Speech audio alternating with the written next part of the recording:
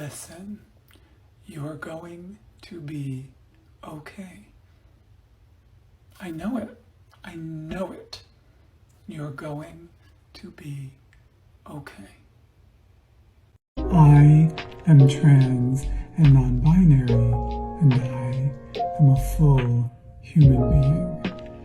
I am trans and non-binary, and I am a full human being.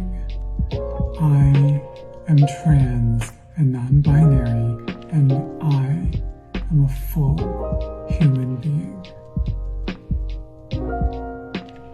So, here's the thing you may not understand about non-binary identity. I'm 43. I pay taxes. I vote.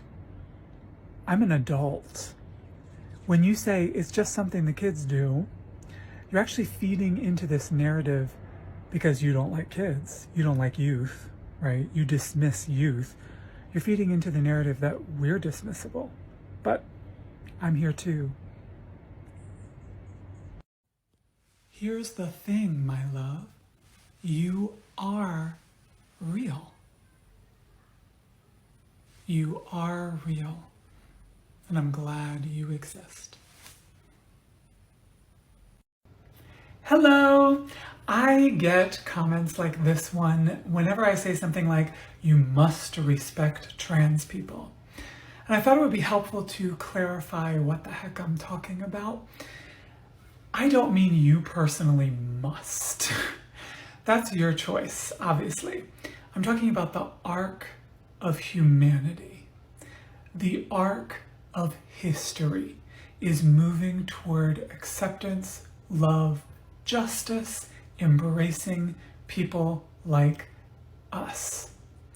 And when I say you must, it's kind of a royal you. It's like, if you want to participate in this arc of humanity, if you want to be part of this human family, you must get over it.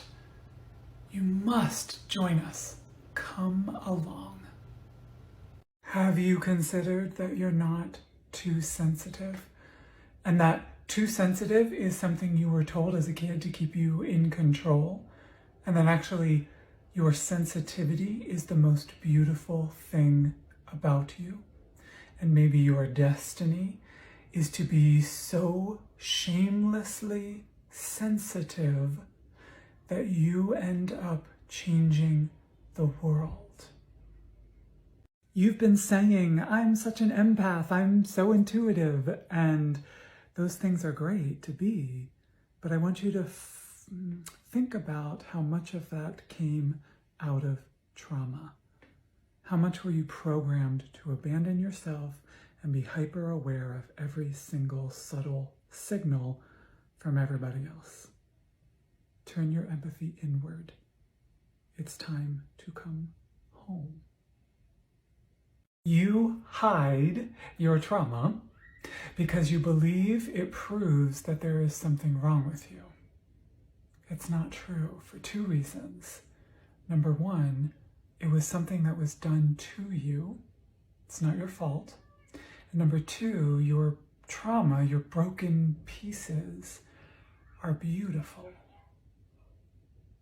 They are what make you worthy and compassionate. You were told that sadness is a weakness, that feeling lonely makes you weak, but your real strength, your freedom, you know what you have to do. You gotta feel it. You gotta stop doing that holding thing, and you gotta just let it all come pouring out. It's safe. I grew up in a household where they showed you they loved you by making fun of you, by being merciless, by teasing, by belittling you. And a lot of parents seem to think that their job is to toughen up their kids. And if that was your childhood, if you're living like that now, I just want to tell you, I'm so sorry. You don't deserve that treatment. Bless you for being broken. Bless you for crumbling into a million pieces and getting up and doing it over again. You are stronger than you think.